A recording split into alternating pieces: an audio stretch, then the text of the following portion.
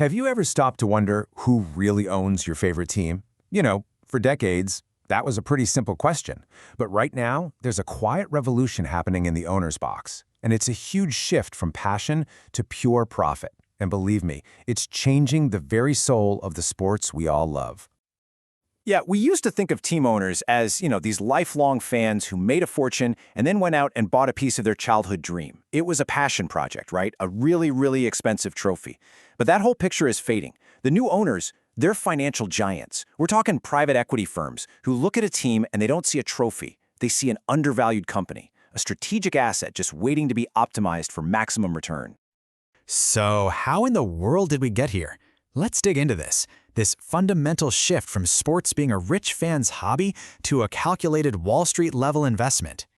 And look, this isn't just a few firms dipping their toes in the water. No way. This is a total rethink of what a sports league is actually worth.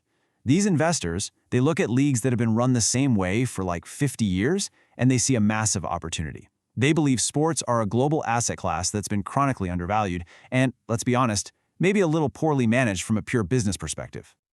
So, what's the secret sauce here? What do these financial pros see that maybe the traditional owners missed? Well, it all comes down to the private equity playbook, a very specific strategy for finding and unlocking value. Let's get into why sports are a perfect fit for it. It really boils down to this question, right?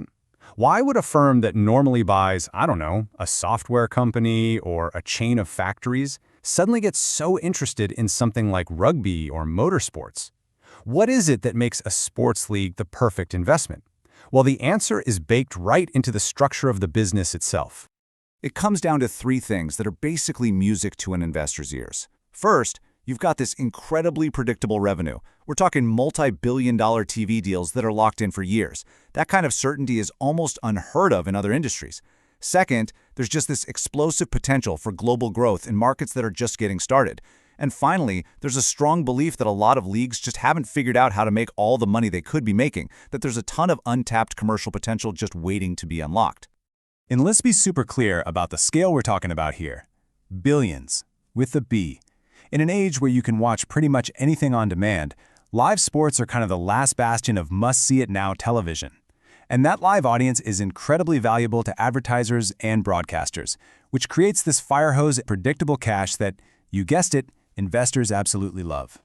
And all that predictable revenue? That's the key that unlocks a core private equity strategy, the leveraged buyout, or LBO. So in simple terms, it means buying a company using a huge amount of borrowed money. And here's the clever part. You use the assets and the cash flow of the very company you're buying as the collateral to get the loan in the first place. And this is where it all connects. See, to get a bank to lend you billions of dollars for an LBO, you have to prove you can make the interest payments. And that stable, guaranteed cash from TV rights and season ticket sales, it does exactly that. It's the financial certainty you need to handle that massive debt and make the whole deal work. Okay, so the deal is done, the private equity firm is in charge. Now what? Let's look at how this flood of new money and the ruthless business mindset that comes with it is actively changing the game, both on and off the field. It usually follows a four-step process. First, they inject a ton of cash to upgrade everything from the stadiums to the training facilities. Second, they professionalize operations, which, might mean replacing old-school gut feelings and longtime scouts with teams of data analysts. Third, they squeeze every drop of value out of the commercial side, finding new sponsors for everything, even little patches on the jerseys. And finally, they go global, aggressively pushing the league into new international markets. And the results of all this? They're pretty easy to spot. You see way more commercialization, more ads, more sponsors, sometimes in places you never saw them before. You see these innovative new business models, like firms not buying a whole team, but maybe just a percentage of a league's future media income. And you see this intense focus on the global fan, with teams playing real, regular season games in places like London or Tokyo just to build that international audience. So now that we kind of get the playbook, where is all this money headed next? Let's take a look at private equity's scouting report to see which sports are their top targets for the future. This money is always on the hunt for the next big thing, the next undervalued opportunity. And if we just apply the playbook that we've been talking about, a few clear targets immediately jump out. First up, rugby. Here's a sport with a massive, passionate, global fan base, but all its power is fragmented. You have different national leagues, different international competitions, all selling their own media rights, their own commercial rights. Well, a PE firm sees that and thinks, wow, what a golden opportunity to consolidate all of that into one powerful global product. Then you've got motorsports. I mean, everybody saw what Liberty Media did with Formula One, how they transformed it into this global entertainment giant. So now investors are betting that lightning can strike twice. They're looking at other racing series with really loyal fan bases and seeing them as ripe for a similar professional global makeover. And finally, a really exciting growth area, women's sports. Viewership and engagement are just exploding, but a lot of the leagues are still in the early days of building out their business side. Investors see a massive opportunity here to get in on the ground floor and provide the capital that's needed to build the world-class commercial infrastructure that these sports absolutely deserve.